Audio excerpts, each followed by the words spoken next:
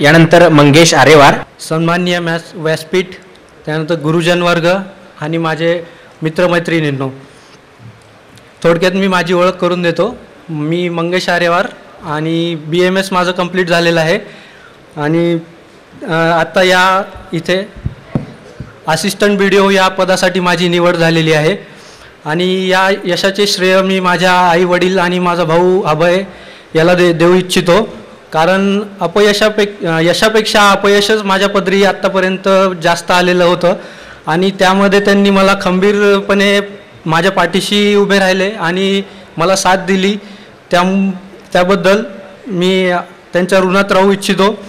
त्यानंतर माझ्यासोबत असलेले माझे मित्रमैत्रिणी आणि सोबत युनिकचाही मोलाचा वाटा आहे. 2008 साली जेव्हा मी युनिकमध्ये सरांचं मार्गदर्शन घ्यायला आलो होतो तेव्हा जस्ट मी 3rd इयरला गेलोच होतो BMSच्या. तर त्यावेळी सरांनी मला बाहेर सांगितलं की 1-1.5 तास थांबावं लागेल, परंतु सरांचं लेक्चर चालू आहे तर त्यानंतर तुम्हाला बोलतील सर. पण त्यानंतर मला असं वाटत होतं की एवढे मोठे म्हणजे युनिक अकॅडमी आहे आणि एवढं आपल्याशी थेट तर बोलणं होईल की नाही असं मला वाटत होतं. परंतु सरांनी लगेच मला नेमकं UPSC MPSC काय असते याचं मार्गदर्शन दिलं. NCERT वगैरे या पुस्तकांची स्वतः त्यांनी नावं लिहून दिली आणि त्यामुळे मी त्यांचे आभार मानू इच्छितो. त्यानंतर थोडक्यात मला असं सांगायचं आहे की हा जो काही सत्कार समारंभ मी याला असं म्हणणार नाही, कारण हा गुणगौरव समारंभ आहे.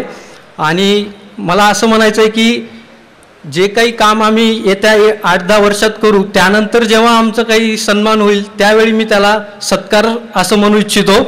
आणि मी सगळ्या या भावी ऑफिसरकडून किंवा आत्ताचे जे ऑफिसर झालेले आहेत त्यांच्याकडून प्रशासनामध्ये जाऊन चांगलं काम करून दाखवू अशी त्यांच्यातर्फे मी आणि माझ्यातर्फे सुद्धा ग्वाही देतो तुम्हाला की आम्ही प्रशासनात जाऊ आणि दर्जेदार काम करून तुम्हाला दाखवू. त्यानंतर माझ्या प्रवासामध्ये 1-2-4 गोष्टी तुम्हाला मी सांगण्या एवढा मोठा नाही आहे, परंतु जे अनुभवलं आहे त्यामध्ये 2-4 गोष्टी तुम्हाला सांगू इच्छितो.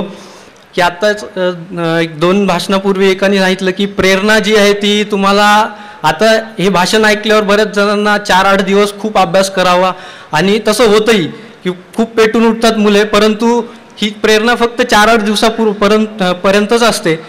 परंतु जी मनातून प्रेरणा येते ती प्रेरणा तुम्हाला कायम आणि शेवटपर्यंत तुम्हाला एक ऑफिसर बनवूनच शेवट होतो त्याचा.